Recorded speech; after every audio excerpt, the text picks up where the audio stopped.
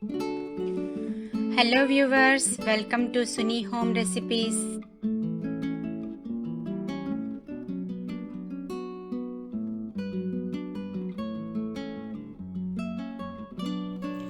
Hello friends, బాగున్నారా?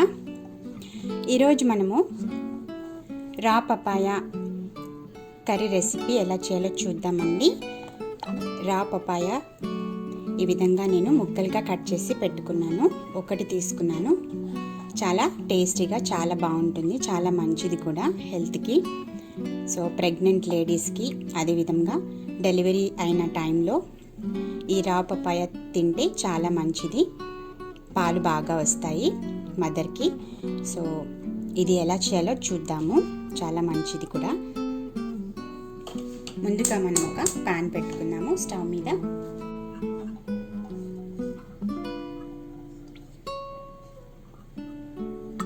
Table spoon oil వేసుకోవాలి. ఇందులో మనము పోపు దినుసులు వేసుకున్నాము. పోపుకు వేసుకునే పప్పులు అన్నీ కలిపి వేసాను నేను. కొద్దిగా శనగపప్పు, జీలకర్ర, సోంపు, అదేవిధంగా ఉద్దిపప్పు వేసాను. ఆవాలు కొద్దిగా వేసాను. ఇవన్నీ కొద్దిసేపు వేయించుకున్నాము. ఇవి కొద్దిగా వేగిన తర్వాత ఉల్లిపాయ ముక్కలు, అదేవిధంగా ఎండుమిర్చి వేసుకోవాలి. ఉల్లిపాయ ముక్కలు నేను ఒకటి తీసుకున్నాను. ఎండుమిర్చి 3-4 వేసుకోవచ్చు.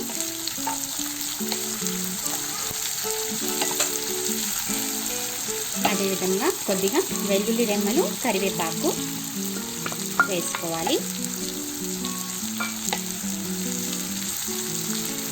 ఇది 2 నిమిషాలు ఫ్రై చేసుకున్నాము. ఇప్పుడు మనం ఇందులోకి కొద్దిగా జింజర్ గార్లిక్ పేస్ట్ యాడ్ చేద్దాము. 1/4 టీ స్పూన్ వేసుకోవాలి. అదేవిధంగా కొద్దిగా పసుపు యాడ్ చేద్దాము. 1/4 టీ స్పూన్ పసుపు. ఒకసారి ఫ్రై చేసుకున్నాము. ఓకే అండి, ఇప్పుడు మనము ఒక టొమాటో వేసుకున్నాము. ముక్కలుగా కట్ చేసుకున్న టొమాటో. మనకి కూరలో సరిపడేంతగా వేసేసుకోవచ్చు. మళ్ళీ సరిపోకపోతే కొద్దిగా యాడ్ చేసుకున్నాము. ఇందులోకి మనము ధనియాల పౌడర్ 1.5 స్పూన్, అదేవిధంగా మిర్చి పౌడర్ యాడ్ చేద్దాము. 2 స్పూన్లు వేసుకున్నాము. కొద్దిగా మగ్గించుకోవాలి. మనము ఒక 2 మినిట్స్ మగ్గించుకున్నాము. కొద్దిగా వాటర్ యాడ్ చేద్దాము. ఇక్కడ నేను కొద్దిగా వాటర్ యాడ్ చేస్తున్నాను, ఎందుకంటే స్పైసెస్ మాడకుండా టొమాటో బాగా మగ్గుతుంది. ఒక 2 to 3 మినిట్స్ పెట్టుకున్నాము. మూత పెట్టకుండా పెట్టుకోవాలి. ఓకే అండి, ఇప్పుడు మనము రా పపాయ యాడ్ చేసేద్దాము.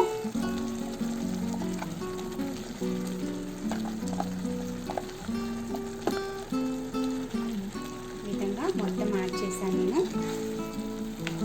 ఒకసారి మిక్స్ చేసుకున్నాము.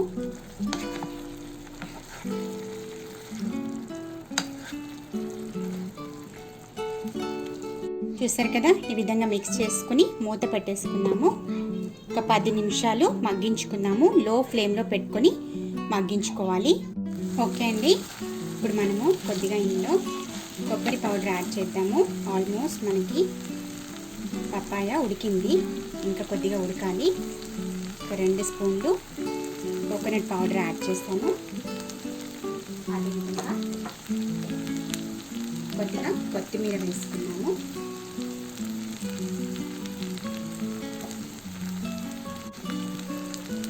కొద్దిగా కొత్తిమీర వేసుకోవాలి.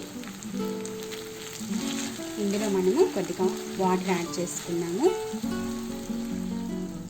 ఇంకొక 1/2 గ్లాస్ వాటర్ యాడ్ చేసుకొని పపాయ మనకి బాగా మెత్తగా ఉడికేంత వరకు లో టు మీడియం ఫ్లేమ్ మధ్యలోకి పెట్టుకొని మూత పెట్టుకొని ఉడికించుకున్నాము. ఆల్మోస్ట్ మనకి 70% ఉడికిపోయింది. ఇంకా కొద్దిగా ఉడికితే సరిపోతుంది.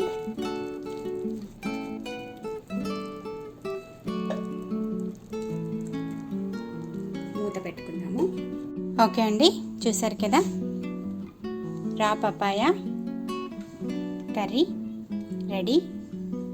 చాలా బాగా వచ్చిందండి, చాలా టేస్టీగా కూడా ఉంటుంది. మనకి రైస్లోకి చపాతీలో కూడా చాలా బాగుంటుంది, చాలా రుచిగా ఉంటుంది. ఈ విధంగా మీరు కూడా ట్రై చేసి చూడండి, మీకు కూడా చాలా బాగా నచ్చుతుంది. రా పపాయ కర్రీ రెసిపీ మీ కొరకు. ఒకవేళ మీకు ఈ వీడియో నచ్చినట్లయితే షేర్ చేయండి, కామెంట్ చేయండి, లైక్ చేయండి, సబ్స్క్రైబ్ చేసుకోండి. మళ్ళీ వచ్చే వీడియోలో కలుద్దాము. అంతవరకు take care, bye, stay blessed.